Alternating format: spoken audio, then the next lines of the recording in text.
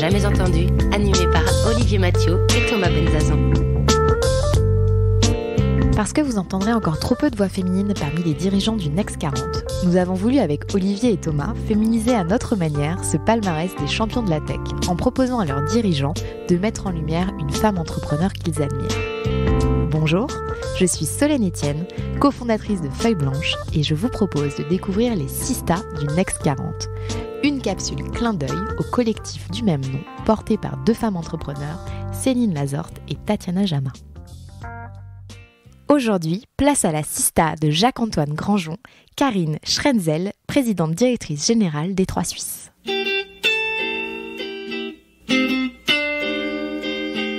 Bonjour Karine. Bonjour Solène.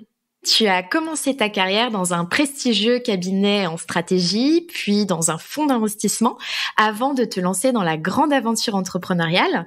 Tu as créé avec ton mari Shop Invest et depuis 2 ans, tu es à la tête des Trois Suisses. Absolument.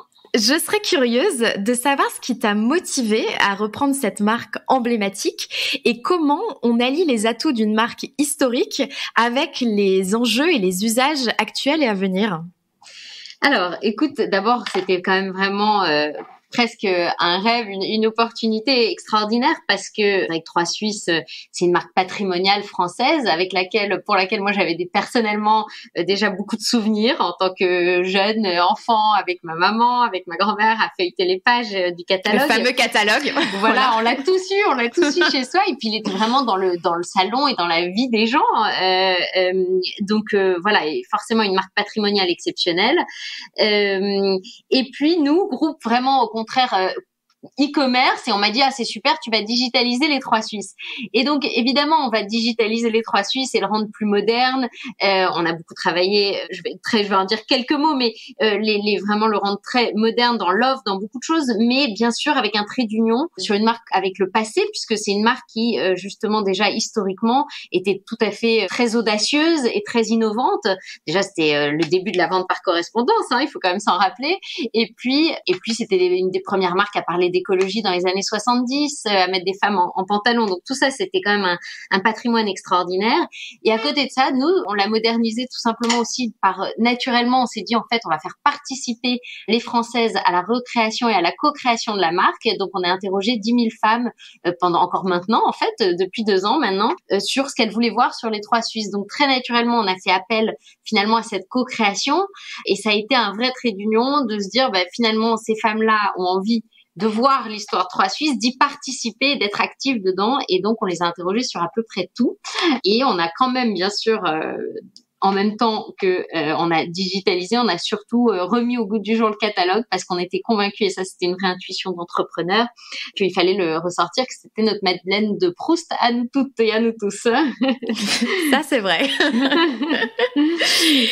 Donc voilà, et puis aussi un petit virage parce que pour moi c'était vraiment quelque chose d'important vers aussi plus de proximité, plus de responsabilité. Donc on est passé d'une production 99% Asie à 80% Europe. Donc ça c'était aussi quelque chose qui me tenait à cœur.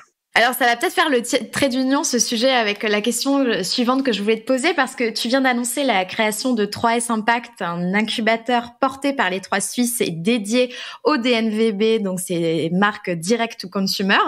Est-ce que c'est aussi là ta façon de redonner à ton tour ce que d'autres entrepreneurs t'ont donné par le passé, ou est-ce que c'est une manière de sentir les nouvelles tendances, parce que aussi c'est des marques françaises, que je précise, qui sont poussées dans l'incubateur, donc sentir les nouvelles tendances pour faire grandir le groupe ou les deux peut-être? Au départ, c'était vraiment plutôt pour partager mon expérience et rendre aussi ce qu'on avait pu me donner. Et puis naturellement, en fait, j'avais des gens qui venaient vers moi, qui me posaient des questions, qui me demandaient comment t'as démarré, puisque j'ai vraiment démarré de zéro. J'ai commencé dans ma chambre à faire les colis moi-même. Et donc beaucoup de gens me disaient, j'en suis là, qu'est-ce que je fais, etc. Et en fait, très naturellement, je trouve que c'est des rencontres d'entrepreneurs et passionnantes. Et je me suis dit, finalement, je le fais déjà entre guillemets un petit peu d'un point de vue rencontre, conseil, etc. etc. Et donc je me suis dit, mais pourquoi pas en même temps donner à ces marques une visibilité sur 3 Suisses, du conseil et puis un accompagnement un peu sur mesure selon leur niveau de développement. Donc c'était parti de là. Et puis en effet, j'espère en même temps que ça on peut allier l'utile à l'agréable. Et puis on sait jamais, ça peut aussi continuer à développer la marque qui nous rejoint et 3 Suisses en même temps. En tout cas, c'est un très beau projet dans l'air du temps. Comme tu le sais, nous avons toujours une question surprise que tu attends avec impatience, je crois. Et quand Jacques-Antoine Granjon t'a choisi comme Sista, il a dit, et je le cite, « C'est un miracle tout ce qu'elle arrive à faire en gardant cette énergie et ce rayonnement. » Et en fait, il aurait aimé savoir si cette énergie, c'était quelque chose d'inné et de profondément ancré en toi, ou si tu avais un secret pour toujours avoir cette énergie qui irradie.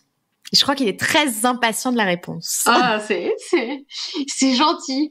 C'est vraiment, alors d'abord, je suis touchée parce que ça vient quand même de Jacques-Antoine qui est quand même, je pense, un modèle d'entrepreneuriat pour nous tous. Et puis aussi quand on a la chance de le connaître, un être de tout en douceur, de bienveillance et protecteur. Donc je le remercie.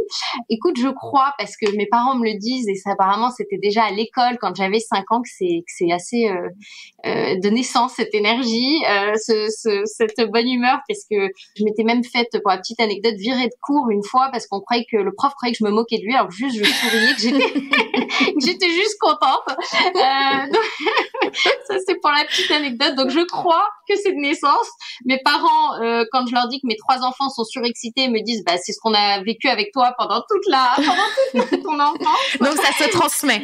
Donc ça se transmet en plus, oui, c'est contagieux. Non, mais ça se transmet en tout cas de génération en génération. Et oui, donc je crois que c'est dans ma nature. Et puis après, je crois que c'est aussi de s'entourer de gens qu'on a envie de voir, que ce soit bien sûr à la maison, d'avoir une vie de famille, mais aussi au boulot avec c'est vrai que j'ai la chance de travailler au quotidien avec des gens que j'adore, avec lesquels j'aime travailler, et puis d'avoir des mentors comme Jacques-Antoine aussi, et de pouvoir échanger avec des gens comme ça, bien sûr, c'est nourrissant et ça donne beaucoup d'énergie. Voilà. Je sais pas si ça répond à sa question, mais c'est, une partie de la réponse. Après, il faudrait rentrer dans des heures de discussion pour... Et ça, on aurait bien aimé, mais je pense que ça viendra prochainement, je pense, une discussion plus longue avec toi. En tout cas, Jacques-Antoine ne nous avait pas menti. Tu es pleine d'énergie et c'était un plaisir d'échanger avec toi, Karine. Merci beaucoup, Solène. À bientôt. Au revoir, à bientôt.